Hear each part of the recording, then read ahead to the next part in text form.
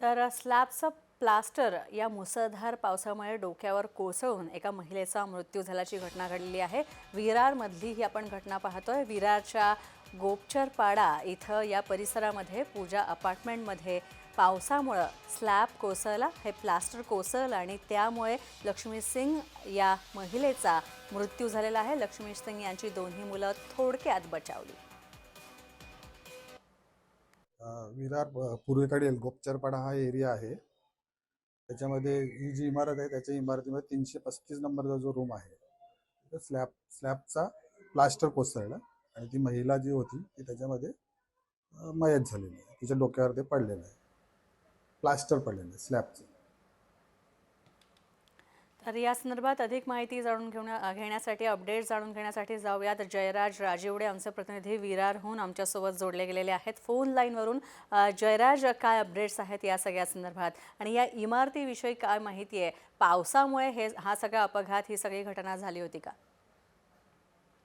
नक्कीच नाही, आपण पाहू शकत असाल का दृश्यांच्या माध्यमातून वसई विरार महानगरपालिकेने एक मोहीम हाती घेतलेली होती।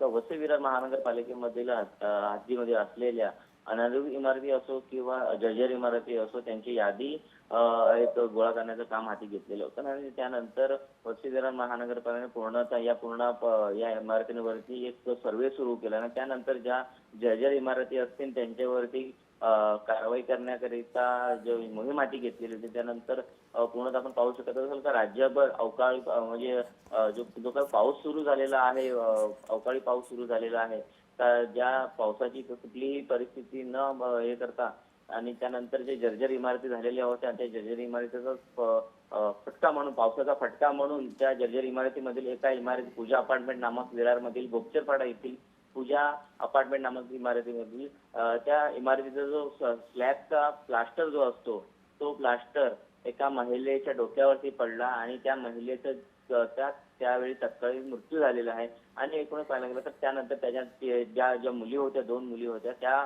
बालबाल बचावलेल्या आहेत। पण मात्र वसई विरार महानगरपालिकेने यावरती आता पूर्णतः लक्ष देऊन ज्या अशा प्रकारच्या जे जर्जर इमारती आहेत ते तात्काळ खाली करून त्या जमीनदोस्त करून अशा प्रकारच्या पुन्हा घटना न हो याच्यावरती पूर्णतः लक्ष घालावा।